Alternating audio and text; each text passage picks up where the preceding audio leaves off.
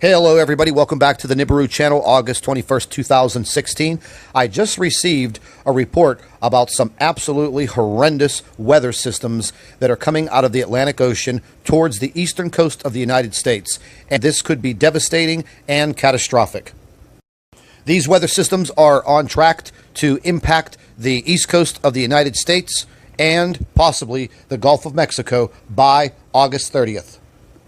Earlier today, I posted a video pertaining to the effects of Nibiru on our weather, and it is coming to fruition within the next 10 days. There is a YouTube channel that I pay very close attention to and have a lot of respect for.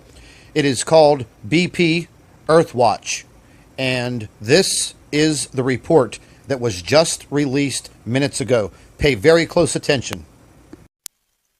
August 20th, 2016.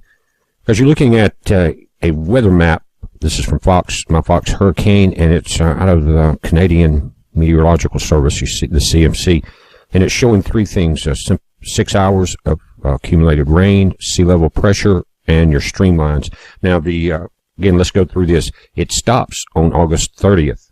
It's showing the first storm right there is Tropical Storm Fiona. Now, this is a model. Remember that. The second storm is Invest 99, and the third storm we're going to go into because it's popping up now on the indicators. But what you're seeing, again, it stops August 30th. Fiona has come ashore, and the much larger Invest 99 is right offshore. What's happening is you see the precipitation and the pressure drop is that they're crossing the Gulf Stream at this point. Bam, two of them hitting hard, and you can see the millibars of pressure go down in that gradient very fast. But here is the current map going up for the next few days of the Gulf Stream, and it moves north, guys. It's pulling warm air out of the Gulf, moving it up north along the east coast and out into the Atlantic. Every time you see a hurricane hit that warmer water, you're going to see it strengthen. Now, current sea temperatures at Pensacola are 90 degrees in the water, guys. That's pretty warm. But here you're seeing the Fiona at the top move out, but this is wave height. Now, the larger storm here is the third storm coming in. There's two behind Tropical Storm Fiona, and the wave heights here, you're looking at upward of 26 feet in this model.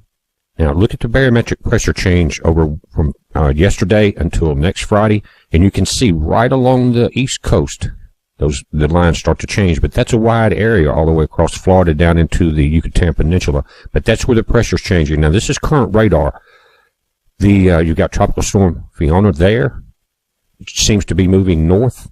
It looks like it will have an impact on Bermuda first, and you can see the storm behind it in the bottom right corner. It doesn't seem that strong yet, but we're going to look at the indicators, and it says that it's going to strengthen getting to a more conducive area. But here is another model, main sea level pressure and the streamlines. Again, goes up until that August 30th date. Here are the two storms they're talking about. Fiona is not on this 5-day forecast. She's not in this section. But you got two out there coming. One just came off Africa, the other one, and this is both within 5 days, 50% chance of cyclone formation. You can see the possible tracking there, but that's going to change. Each day the spaghetti models start to change just a little, but both have a 50% chance. Now, the storm coming off the east coast is in the Gulf Stream. Notice that group of clouds, and that's all been part of the flooding for the last several days down in Louisiana, Mississippi, Texas. But now it seems to be pulling itself together right off the coast in that Gulf Stream. No one's talking about that yet. We may want to watch a recurve on that particular system. Now, backing it up in a wide view, Fiona there, the strongest storm to your right. Below that, it's almost pulling feeder bands off the larger storm. But what's important is the size of the circulation of the storm. It doesn't seem that well organized yet, but it's about to get into moisture environment, warmer water, less shear in the upper levels. And you can see it here, but that area of circulation could mean this one's a giant, and the other one behind it is larger than this. We're going to go to Mediasat and look at off the African coast at what we're dealing with. But again, Fiona and the system off the east coast, we have to watch that. Fiona seems to going to get up around Bermuda by some models and fizzle out, but you saw that barometric pressure model bring it into New York. Now, you've got Fiona in the far left.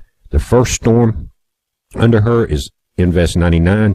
The second one coming off of Africa seems to already be better organized, and it's still partially on land. But look at the size of those bands. Now, let's go back to Fiona. This white line is the GFS model, and it actually shows a recurve just before the tiny dots that are Bermuda. But remember the barometric, we're looking at models going into time, so the best way to do it is look as many models as you can and try to get an average. But as each day between now and the 30th, which is 10 days, we're going to see this change. But again, you see the two dots there of Bermuda and the different models. It is showing a pretty good curve to the north at this point. One thing about it here, it's getting into colder water and slowing down. Notice your color chart at the top going down from a tropical storm to a depression. Now, Invest 99 is a different animal.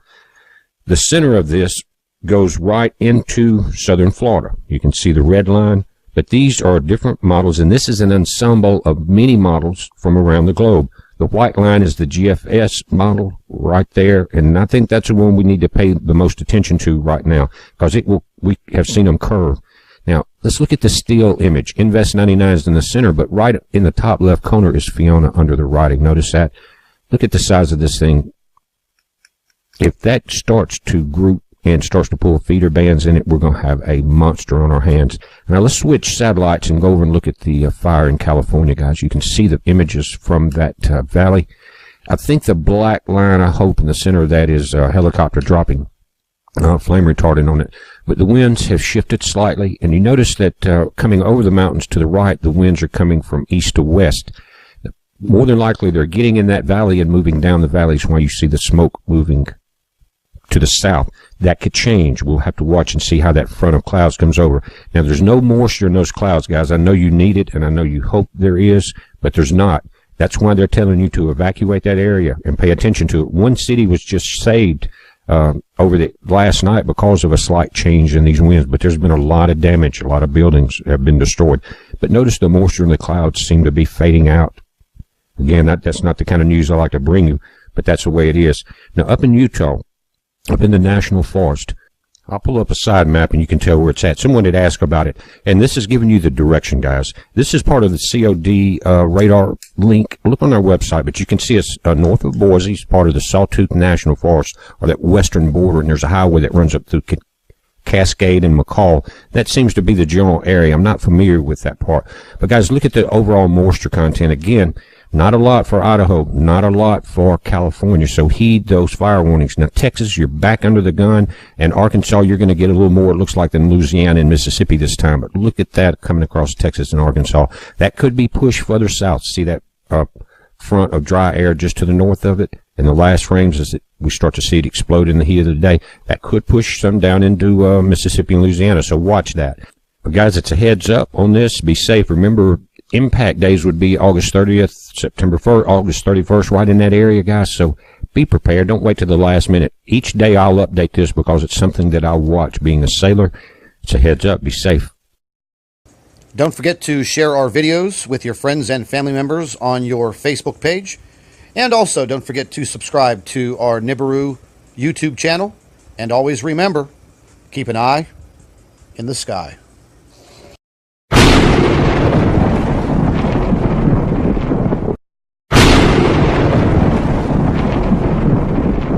Hey, hello, everybody. Welcome back to the Nibiru channel, August 21st, 2016. I just received a report about some absolutely horrendous weather systems that are coming out of the Atlantic Ocean towards the eastern coast of the United States. And this could be devastating and catastrophic. These weather systems are on track to impact the east coast of the United States and possibly the Gulf of Mexico by August 30th. Earlier today, I posted a video pertaining to the effects of Nibiru on our weather, and it is coming to fruition within the next 10 days. There is a YouTube channel that I pay very close attention to and have a lot of respect for. It is called BP Earthwatch, and this is the report that was just released minutes ago. Pay very close attention. August 20th, 2016. As you're looking at a weather map, this is from my Fox Hurricane, and it's out of the Canadian Meteorological Service, you see the CMC, and it's showing three things.